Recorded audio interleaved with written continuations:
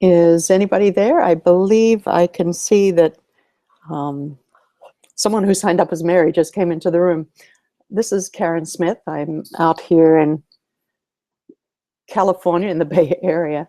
So the sun is just coming up over here. I'm not sure where you are, Mary. I think you probably won't have access to a mic, but you can chat. So if you'd like to let me know where you're from, that would be great.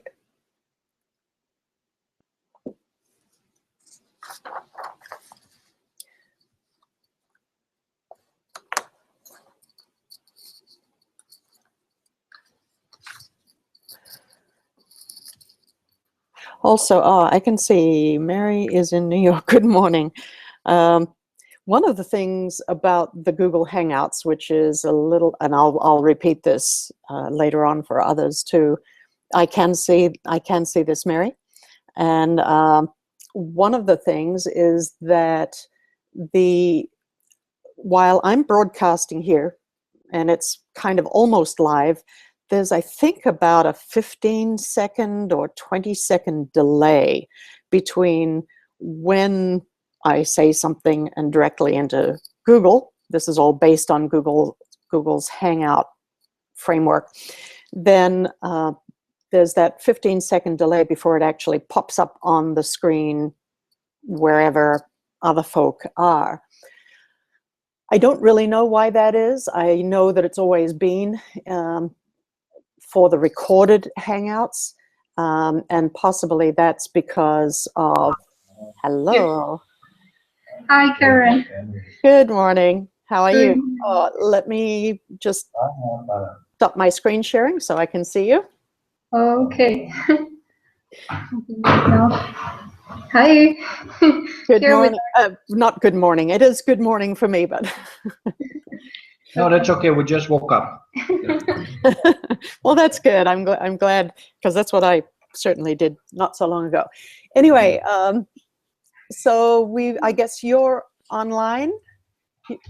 Please introduce yourself. We don't have so many people in the room yet. I'm sure a lot of people are coming in. We've got Mary from New York, Andrada from Vienna. May I interrupt you just a second? Yes. We still need to connect Michael. We need to find the link you sent on his Gmail account. Okay. I resent that to the Gmail account that he signed up on. Do you want me to resend it to a different account? Is that easier? That should be the same. And I also have it in my own account. You send them to me as well. Yeah. So if that doesn't. Yeah, I just resent it 5-10 minutes ago, so that should be okay. So I've just had a little blockage here on my side. I've lost you. But anyway, we also have Andrada from Vienna, and I'm assuming that my internet here in Oakland, California, which is horribly inconsistent, is not misbehaving, but I'm not hearing you in Vienna. So, and I know that I don't want to stop my broadcast because I think it's then hard to come back in again.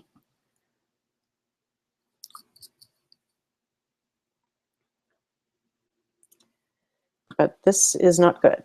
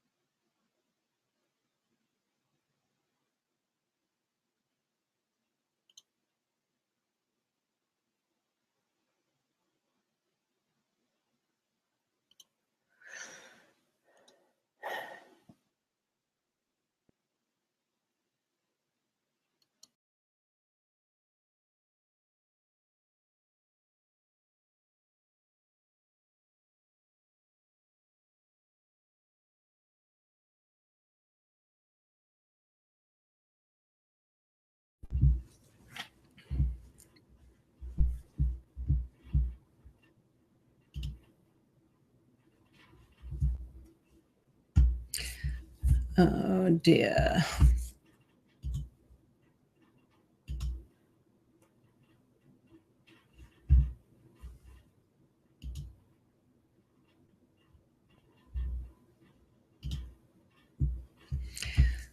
Okay, so for some reason, can anybody hear me at all?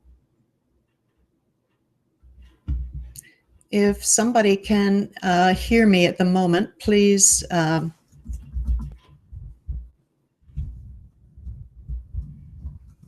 or see my chat, please do respond. Okay. Okay, thanks, guys. So I guess I lost the guys in Vienna, and that made me wonder whether I had lost my connection. But anyway, Michael Platzer is also trying to get on, as well as the UNODC folk there in Vienna. There's only just a few of us in here at the moment. There is the capacity to ask questions. Let me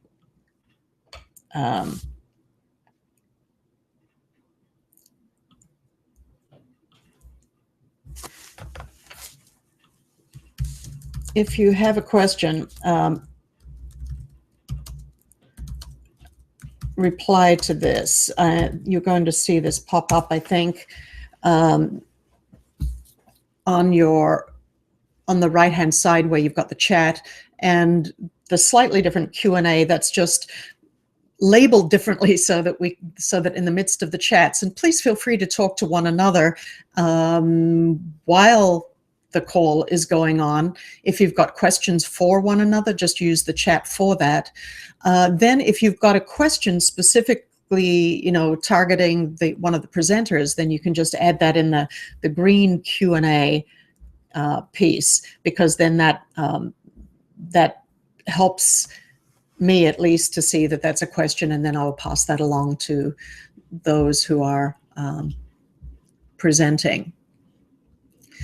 So I was explaining to Mary just a little bit earlier that the Google Hangouts is that there are many wonderful things about Google and the Hangouts, but one of the things that is probably some kind of protection for them is that when they do the live streaming group Hangouts that are recorded, which this is the way this particular system works. It's a way to manage emails and messages and recording and things around the Google Hangout structure, that when I say something or you respond in some ways on your chat, there is a delay of about 15 to 20 seconds. I think it's about that long. But anyway, it's a period of time, so that if you have sent in a chat,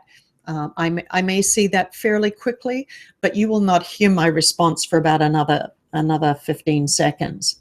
So that's just a feature that I don't have an answer for why it's so, but of this system. There are not, so perhaps while our other presenters our presenters in Vienna are getting themselves online, I'm still, there are certain things that make it much more simple for them for this to work as well as possible. And so hopefully they're working on that. Then, and they're the ones who are going to be giving you most of the information from this. So I'm just kind of talking my way through a fill-in here. But perhaps I can just go over something that was from the last webcast that we had. This is not earth-shattering information, but it's just of those who did the survey, the entry survey when you're signing up. I asked if people had used Google Hangouts before, and the majority of people had not, and so this is a new experience for most people. And probably most of you don't you just click a link and then you are watching and chatting, and so probably don't have too much to deal with. That's a little bit different, but still, 12 out of 14 people who answered the survey, 12 said they had not. Out of 14, 12 said this time of day is okay, and I'm certain that some of those in Australia and Thailand, this is not really the best time of day. It's kind of like the middle of the night for them, and so I apologize there. I guess I was just trying to find a time that would work when Vienna, the base of UNODC, is able to participate and be with us. Is your organization active with UNODC? And 12 people said yes. 2 were not sure, and no one voted for no. And the main interest of people's meeting, this was 9 wanted to stay abreast of the current UNODC events, 3 because they wanted to connect better with other NGOs, 3 to better understand how the Alliance works, and we're all trying to figure that one out. That's me expressing myself. The Alliance works variously according to where it is. Can anybody see? If you would, those who are still online, could you just send me a quick chat? Yes, we're still online. I just want to be able to make sure that I'm not sitting here in Oakland Hills talking to myself. And yes, Andrada, that is correct. And what I kind of slipped that into the agenda, and oh, you're online. So, Maria, I think you maybe found a link. Great. I'm glad to see that everybody's still online. Maria, because I'm not seeing you in as a presenter, and so we can't see you and we can't hear you, I suspect you used a link that was a participant link and not a presenter link. Again, one of the unique things about the Google Hangouts is you can have up to about 9 presenters, but you can't put everybody. Denise, hello, can hear perfectly, fantastic. Waiting for a mic for everybody. Okay, and when you do get a mic, Maria, then what you will need to do is make sure that there's no feedback. That can be a problem, which is why, as you can see, even I'm using earbuds to make sure that it's not interfering with the microphone. So these are just some of the tech side info that we just need to get used to working with. Great. So back quickly to Andrada.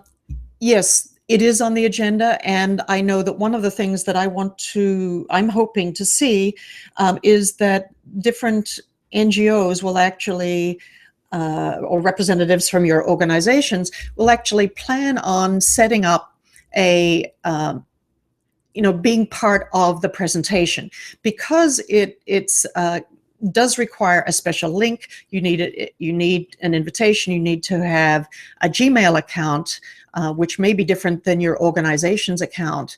There are a couple of things to be able to give you the presenter's seat, so to speak. That's why it's better if we line it up for the next meeting. But what I would like to do, and perhaps we can, as far as the agenda goes, we can turn it around a little bit while things are getting set up. And I'm just going to go over to send you a link.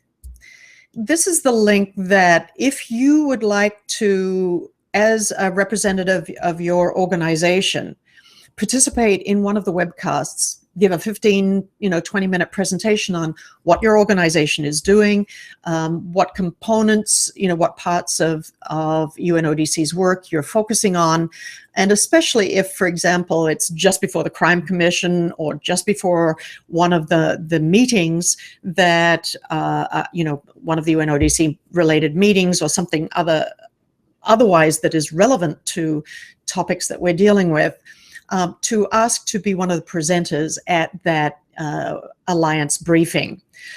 Now, so please do take that down. It looks like we've got somebody else coming in.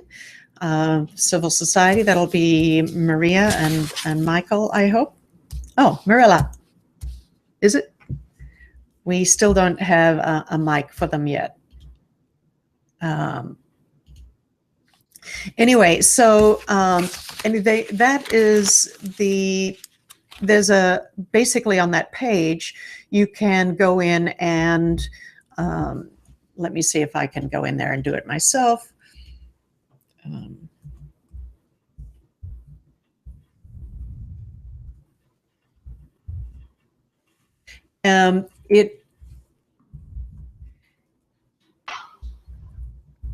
I just heard somebody. So it sounds like we have, okay. I just heard somebody. Okay, so I think you're going to have to be very careful with that microphone. So, anyway, so this is the page that you'll be able to sign up, and what it does do is that it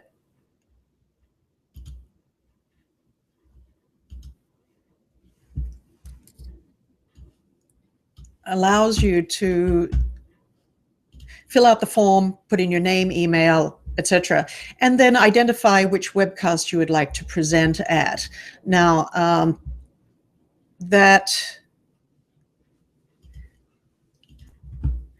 so it's very simple form, but it's a way to capture the information.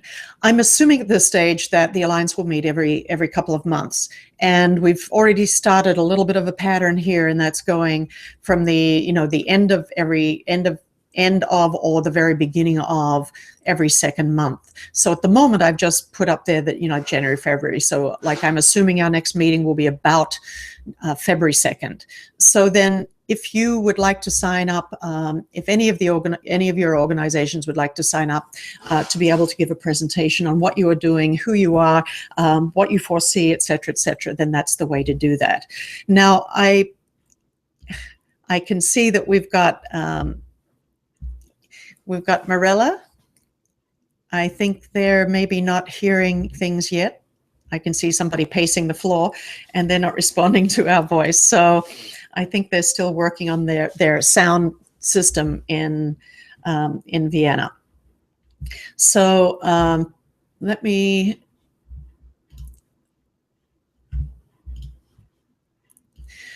I apologize for you folks that came on in good faith at the right time. I'd hoped to see everybody a little earlier in order to sort out the tech bugs, but I guess that's they're still working on that one. And it looks like Michael just came into the room, so they're all still just arriving at their meeting. So then in terms of, oh, you can't hear anything now.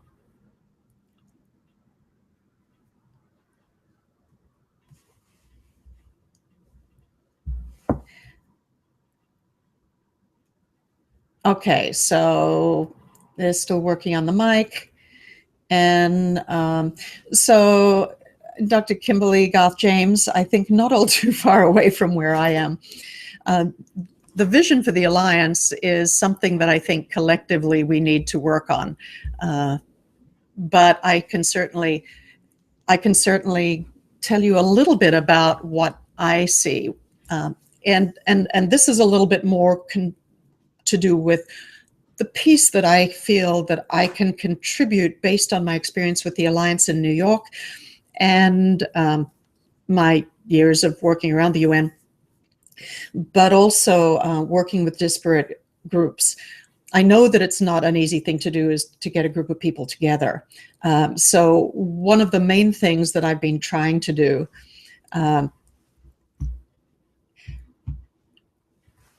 Jillian, by 15:20, as you have to go to another meeting.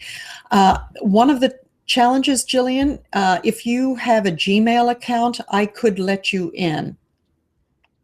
If you can send me to your, let me see if I can send an admin invite to you, Jillian. But you would have to have a Gmail account, I believe. Now, and that's the way you'd have to log in.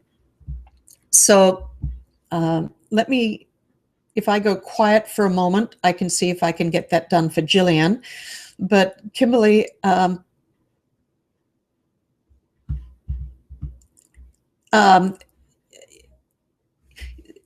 the request to speak on the form, are you speaking about the form? Because the form is to set up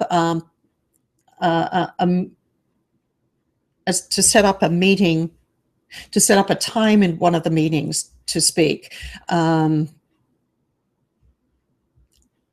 I can, let me see if I can get you, Jaime.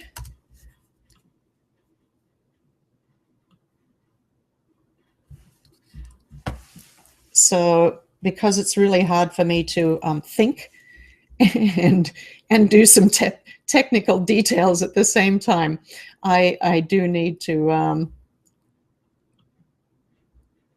do one thing or the other. So if you please will bear with me. And I'm assuming that our Vienna guys are still trying to get themselves together. Now,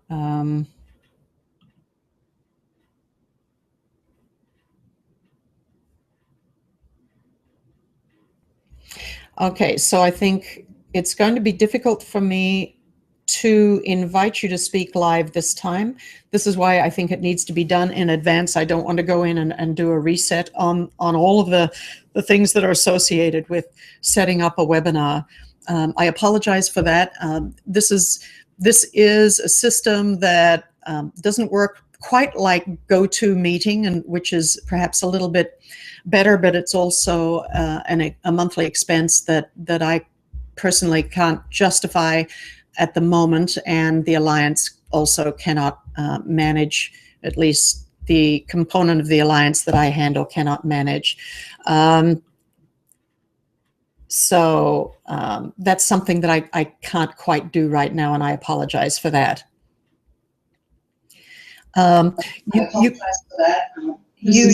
Jillian, you can't sign in as a presenter. I would have to invite you as one.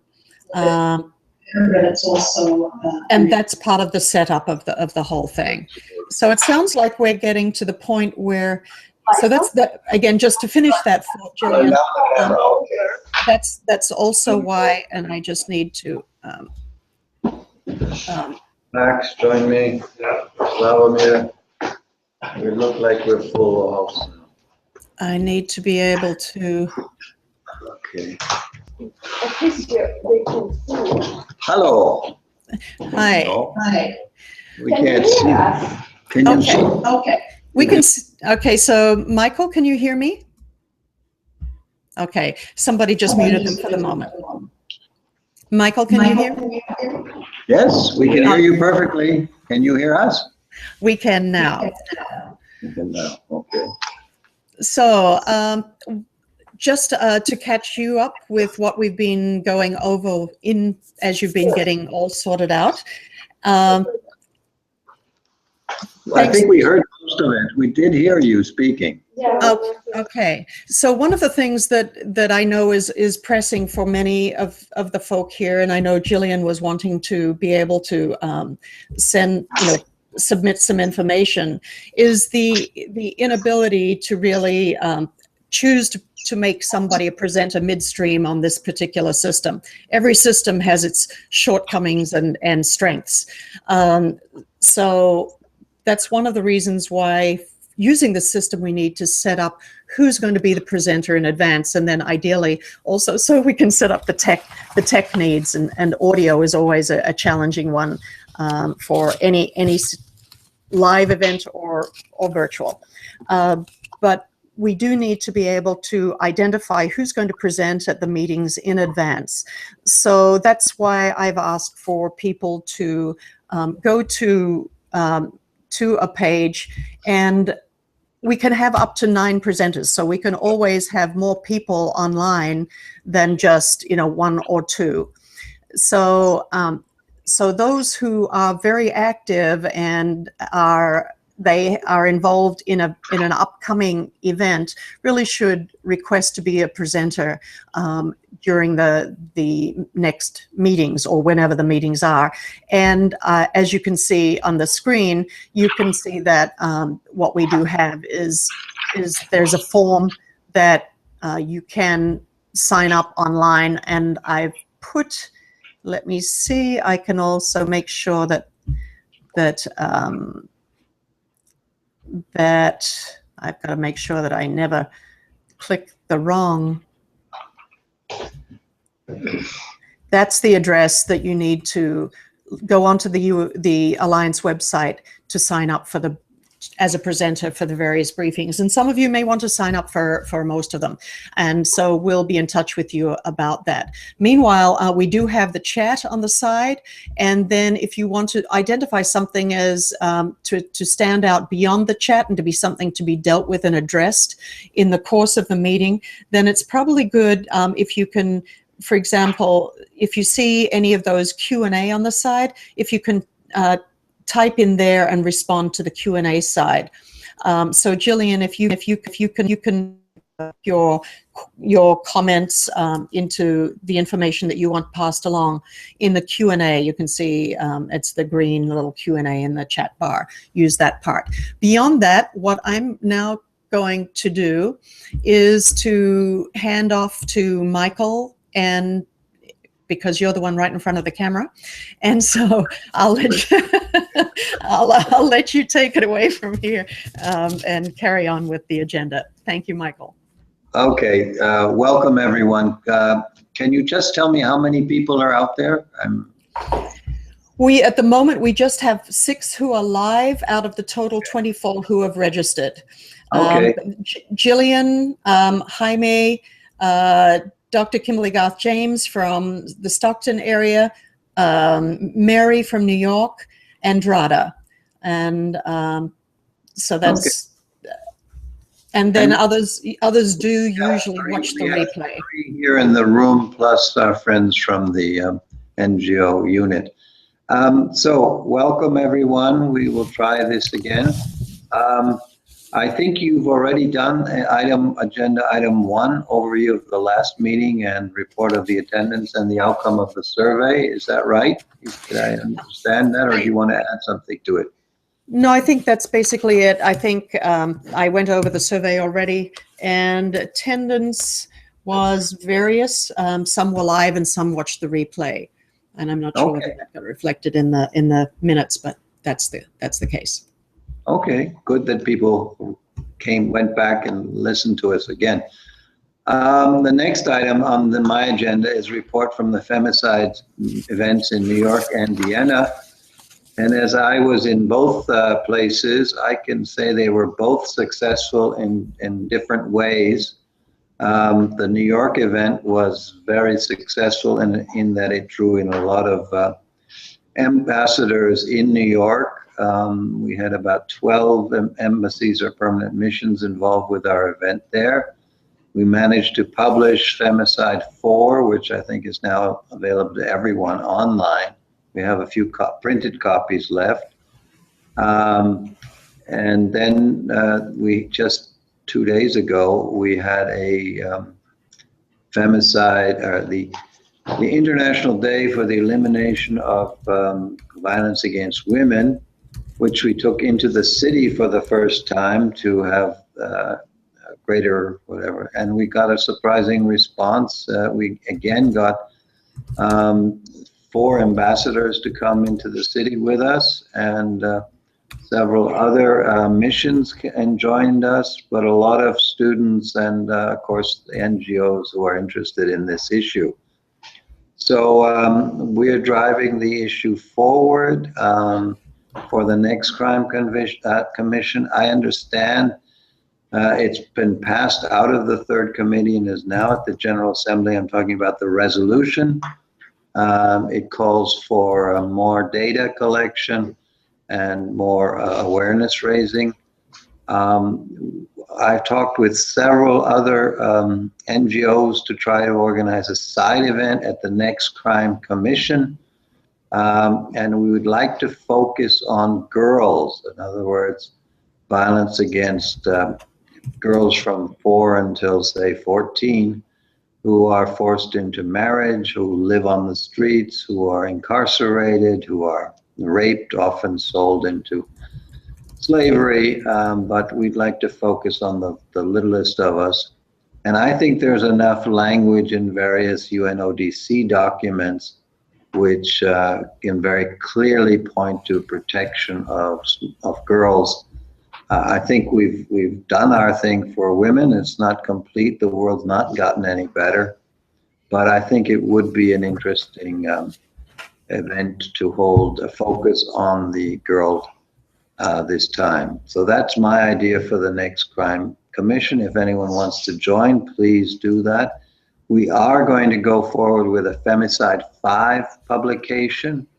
It will focus primarily on targeting women and girls in times of war, and that includes the ISIS enslavement and the Boko Haram kidnapping and, groups that are non-states, violent extremist groups. So anyone who has an article they might wish to send us, please do it. Coincidentally, when I was in New York, the Security Council was dealing with 1325, and 132 countries decided to speak on this issue. So we have a lot of good speeches about protecting women and girls in times of conflict, which I hope we can capture in a Femicide 5 publication.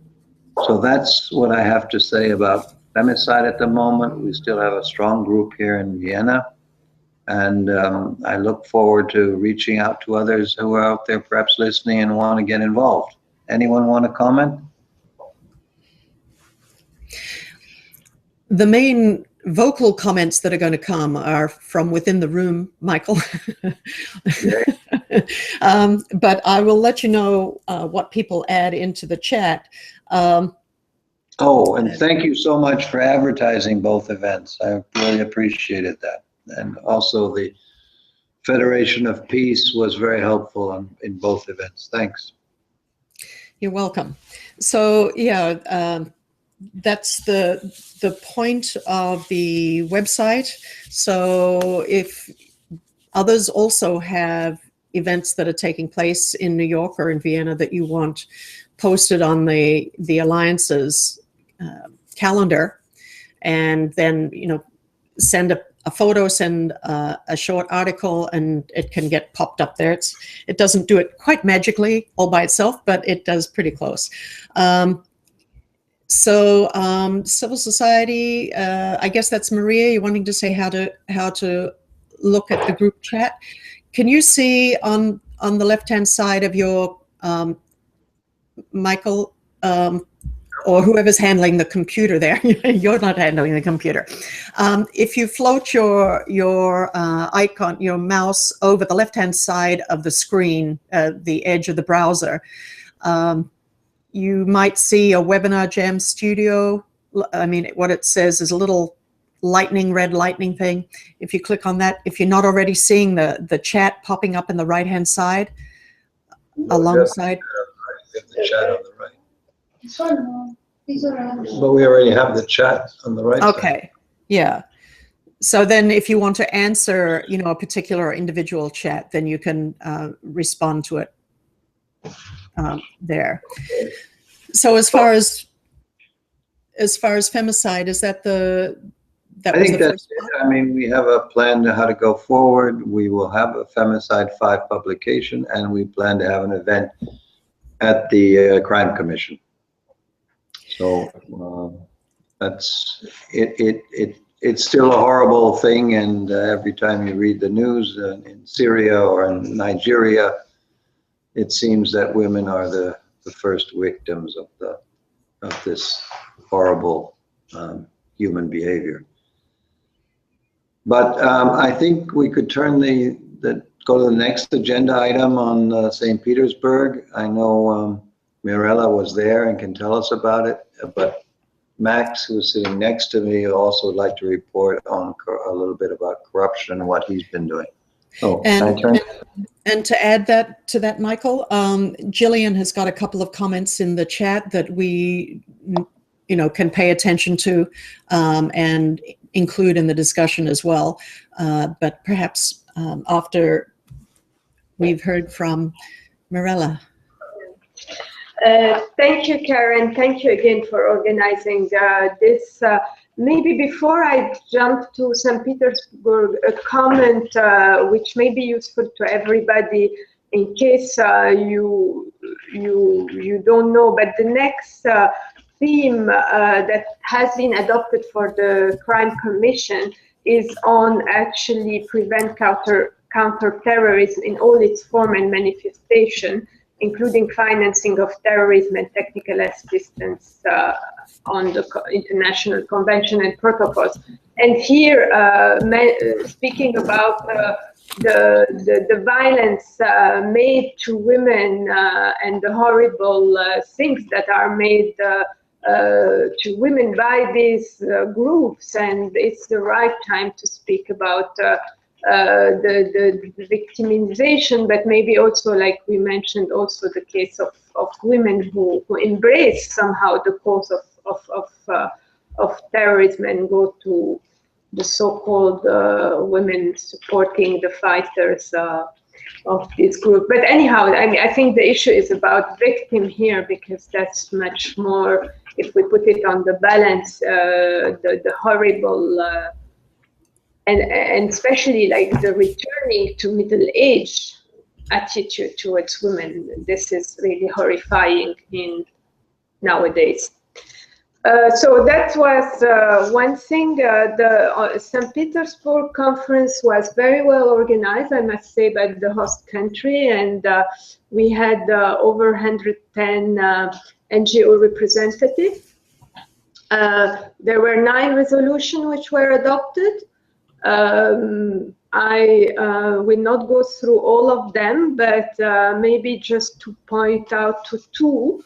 One, there wasn't a resolution about the importance of education in corruption, and here it a bit links to the work we've been doing with the UNCAC Coalition and Jillian over the years, since actually 2011, we've been running this workshop for civil society on the UN Convention Against Corruption and its review mechanism, to give the opportunity to civil society to jump in when they are invited by their government.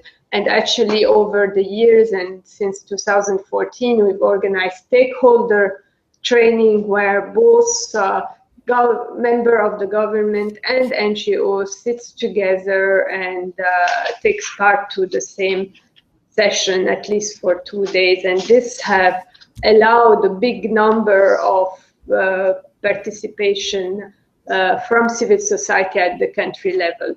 And this brings me to the other resolution I wanted to mention, is that there has been an adoption of the second cycle of the review, because as you know, the review of the UN Convention Against Corruption is in the first cycle. There were 2 chapters which were examined, and in the second review there will be the issue of prevention, which of course, when you speak about the prevention, you really need to reach out a much bigger number of NGOs.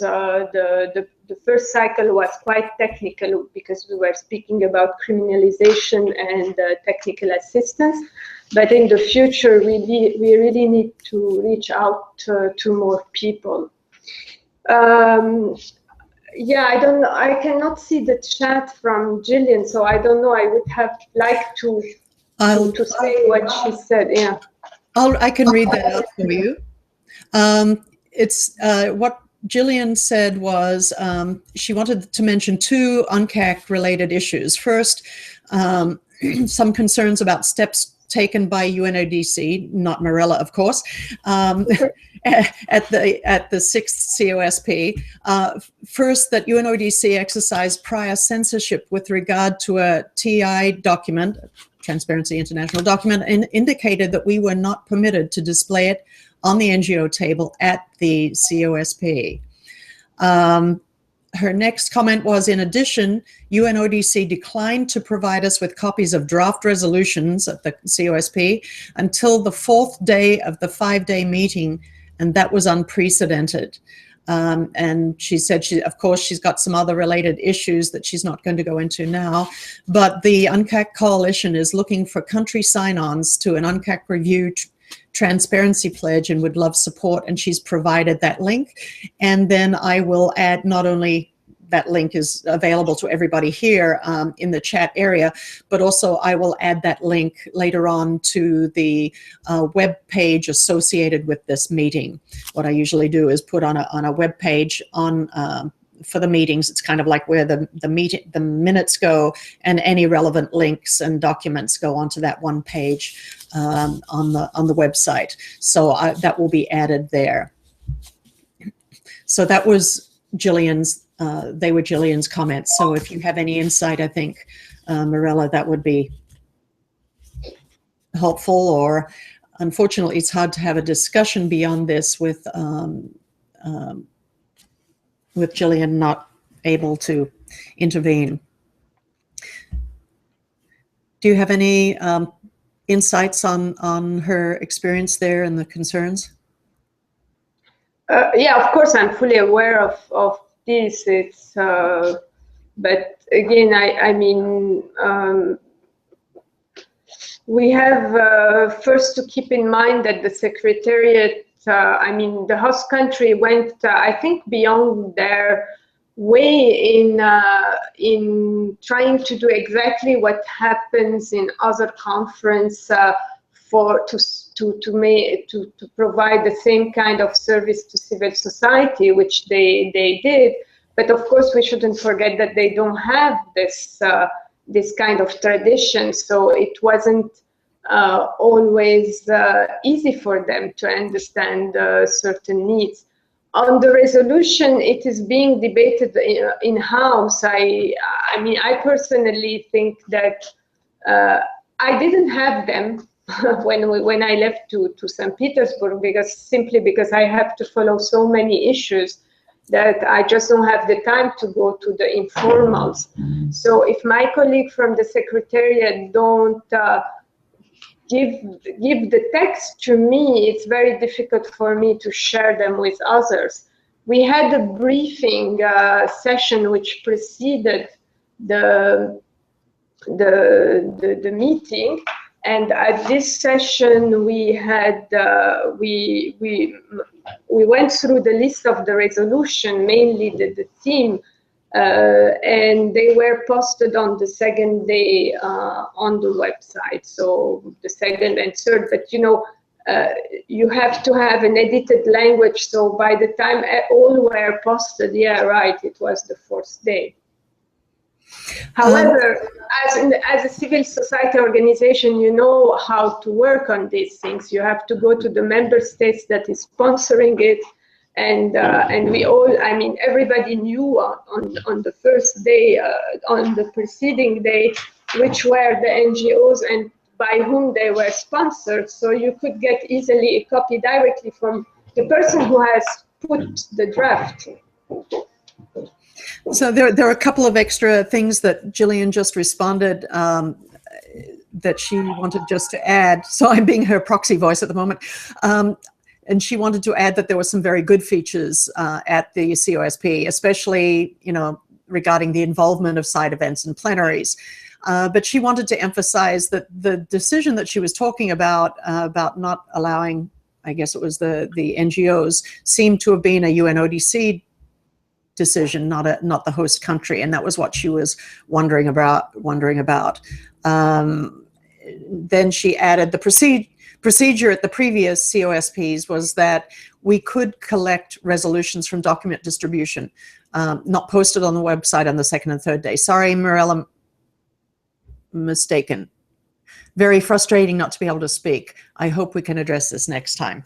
So then very definitely, I think, Jillian, you should plan on being a presenter at the next one, and then we'll have some discussion, perhaps if there is somebody else also there in St. Petersburg, and then there can be a review from civil society perspective on that, and some discussion to see if this goes any further. But I think it's good to be able to facilitate these discussions. If you wanted something earlier, we could do that, but otherwise it would be 2 months down the line. It's definitely possible to do earlier. So look, I think everyone knows that I'm slowly trying to retire, and my successor is probably going to be Max, who is an expert on corruption, and I know he has a few words to say before. Good morning, Karen. Good morning. Well, Good afternoon. Good afternoon, thank you. I'm not such a professional like Michael, but I try my best. I'm a member of a small group of practitioners and academics. There are 2 from the Balkan area, 2 from Scandinavia, 1 from Italy, and 2 Americans. And our idea was to publish a book. This is this book, on organized crime, you can see it. Paper is very patient, you can write a lot. But the idea was, I'm a practitioner, I came from the police, was how can we link this greed-driven professionalism of organized criminals, because, corruption is the backbone, the fundament of terrorism and organized crime and white-collar crime. And on the other side, this was the idea of Friedrich Schneider. He is an economist teaching at the Johann Kepler University in Linz, Upper Austria. And he handles very much corruption issues and organized crime issues in connection with shadow economy. And there it starts the deviant behavior of each of us. Where does it start? Because the idea of our small group was there is not just to differ between the good and the bad side. There is the bad side of organized crime. It starts in between in our society. This is the approach in this new studies. We started 2012 with the first book on financial crimes, repeating what has happened to the financial crisis in 2008.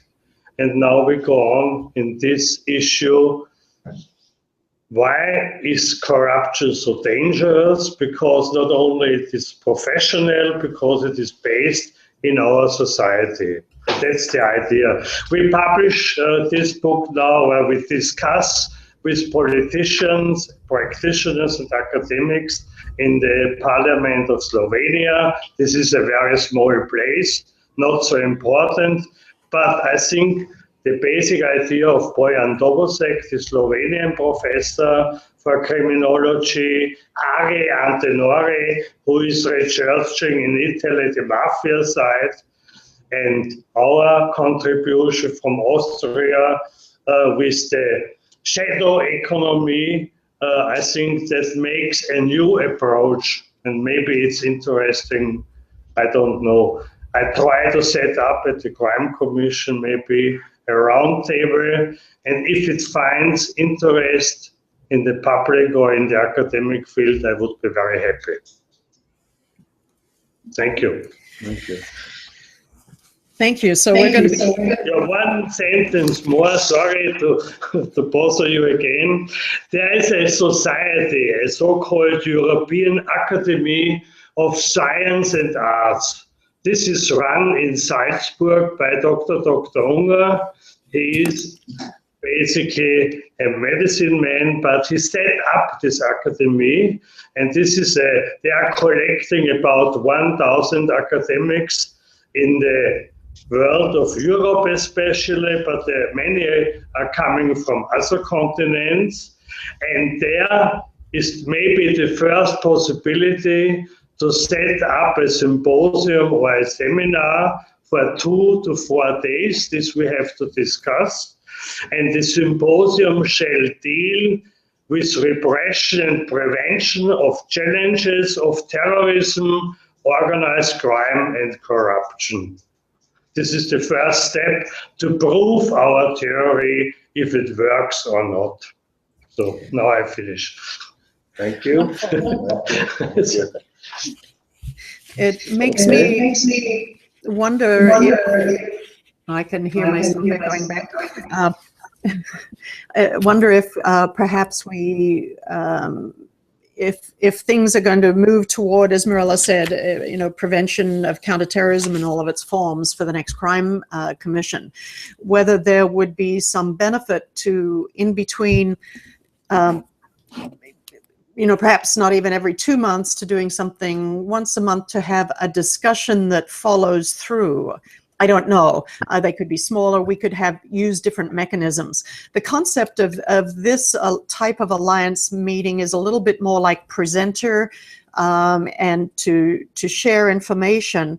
But we perhaps also need to set up some other types of dialogues and therefore would use different quote unquote online machinery for that, depending on the sizes of the groups and things like that, where there could be some virtual working groups on different issues, even if it was just sharing information, like about the corruption issues and things like that. So that's just looking at different types of quote-unquote meetings that we can do and how to then do that in a virtual world, because it seems like it's the value of doing it in a way to record is so that then others can either catch up or follow up later on, or still get the information. Anyway, there's just a number of different technical details associated with the different types of meetings that we could have, but perhaps everybody, not just those on the video screens, can think about what kinds of meetings would be useful for us as we move towards the next crime commission, because that's not all that many months away at the rate the months fly. So please do email, I think, either Michael or Max or myself at this stage, and perhaps we need to put our emails up on I can put up some emails for show on the screen in a minute, but that would be good to get some feedback, because I know that Jillian also definitely wants to follow up with some discussions as well. Good. I think we go on now to the Civil Society Task Force, and I think that's Maria. Mirella, both of you.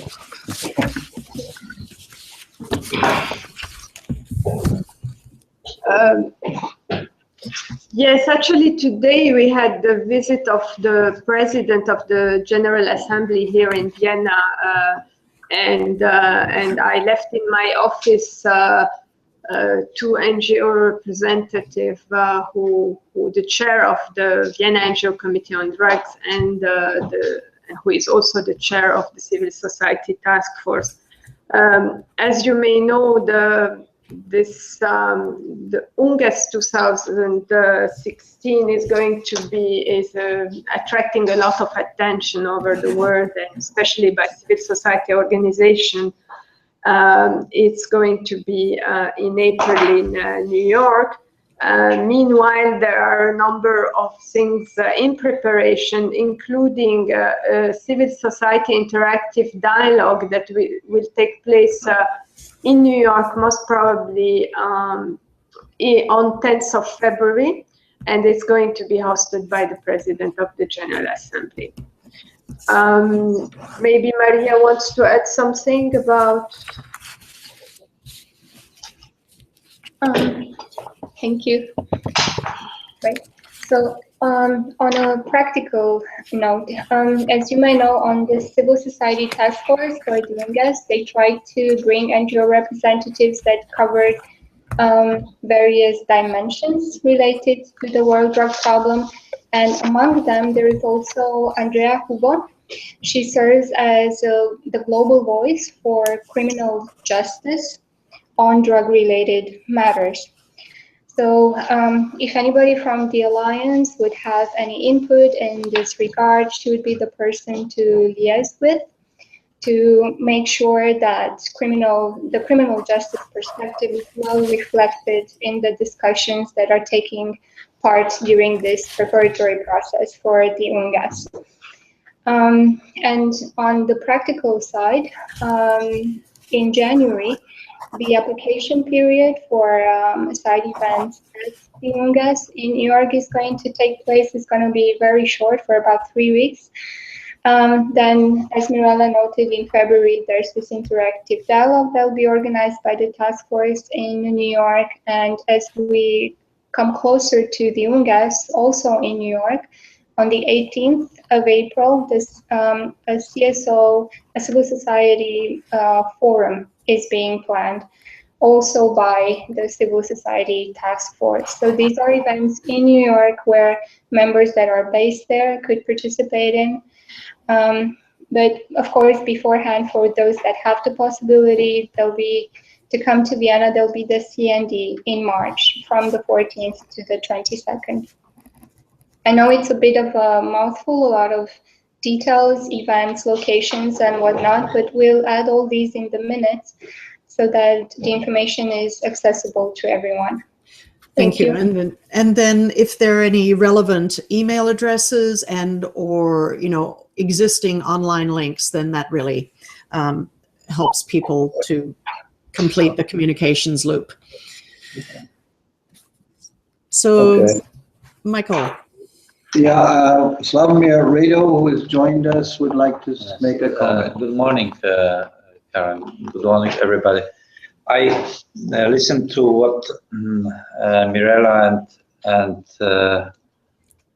Maria said concerning UNGAS, and I think that it's good to mention that not only we should keep on track with UNGAS, which is really this instrument that moves the drug part across and forward, but whenever we do anything from right now onwards, we should really relate it to the Doha Declaration and of course to the SDGs.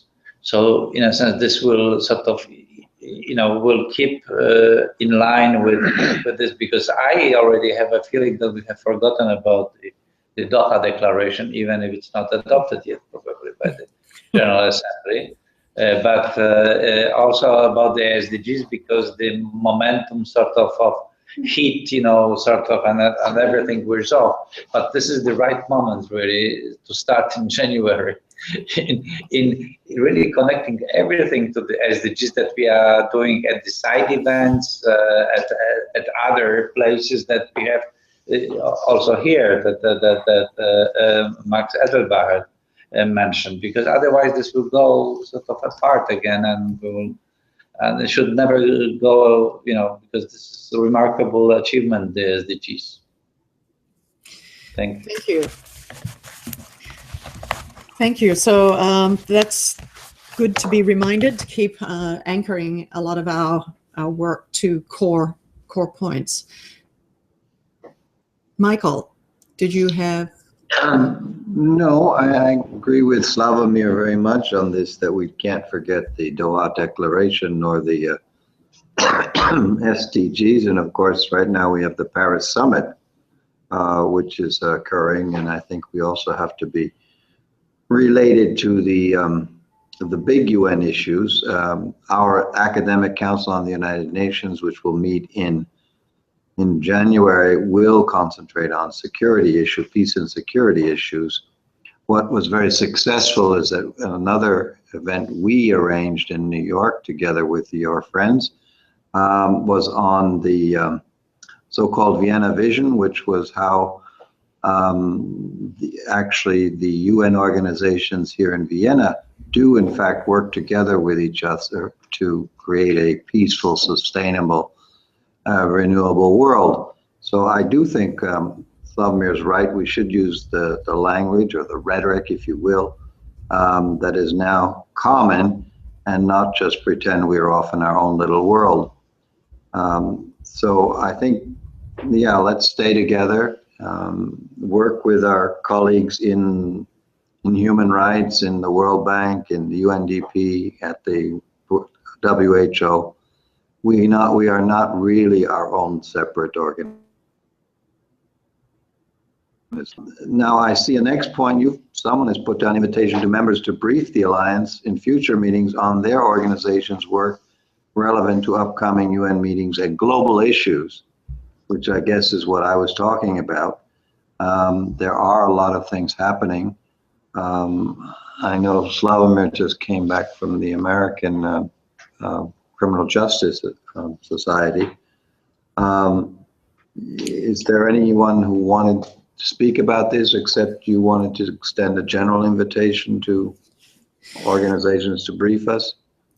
No, mostly I had just the general invitation so that we can set this into motion as part of these meetings, so that, you know, we can plan on having 1 or 2 organizations, if they're interested and able to join us, can do that at the next meeting.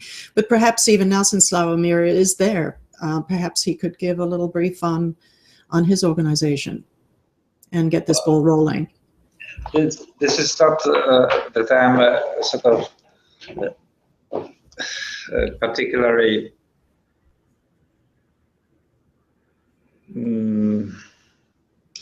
could be particularly informative about the American Society of Criminology, which has so many issues on its agenda that you know, it's like, you know, just little UN. I guess there were about 5,000 people and 1,000 panels. So, you know, the best information is really in the program book of the ASC. But that attendance made me aware of a few non-governmental organizations that were attending the American Society of Criminology. There was also one UN entity uniquely that attended ASC, but also there was the World Bank and a number of other not sort of UN registered NGOs. And believe me or not, to me as an NGO person, these were the most practical and lively panels where the NGO people commented on the academic input, and moreover, some of them invited the US officials, for example, on anti-terrorism, to comment on their papers. So there were, you know, 4 papers, and then there was one US State Department official who commented on them. And I really think that that's really the formula that should sort of spread across. And for us, NGOs, it's quite easy because we are rather more on the practical side than on the academic side. But the format of having policy makers, you know, from the government to comment on what the NGOs are saying in their events as a kind of, you know, panelist or commentator is a very good thing.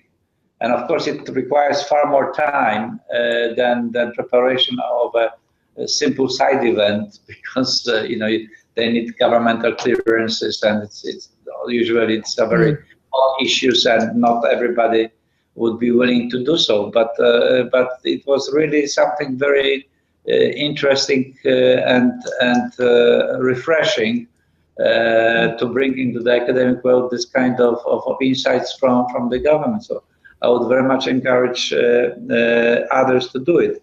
On this note, perhaps next year, if and when we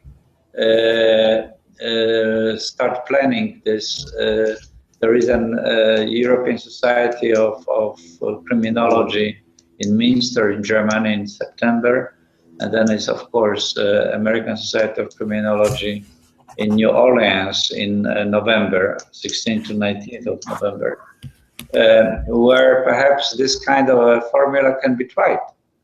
You know, there are deadlines, you know, things like this. Everybody can sort of match the interests with other partners and register. And I would very much encourage through you and ourselves to do it.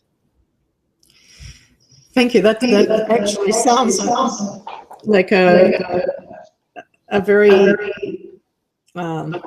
constructive formula, because oftentimes it's usually the academics who make comments on what is being done instead of having people have to engage with their propositions and thinking, those who are actually on the ground, the officials. That's I think a very exciting formula, as you noted. Thank you for bringing that to our attention. So, Michael, is there anything else that you have on? Yeah, well, on the agenda was the proposed next Alliance meeting. Mm-hmm. My only feelings are that we should have in-person meetings as well as these Skype meetings, because particularly here in Vienna, where our decision makers basically reside, it's important for us to keep them aware that there's an active and lively NGO alliance, and that we should have developed personal relations with our ambassadors who are in Vienna.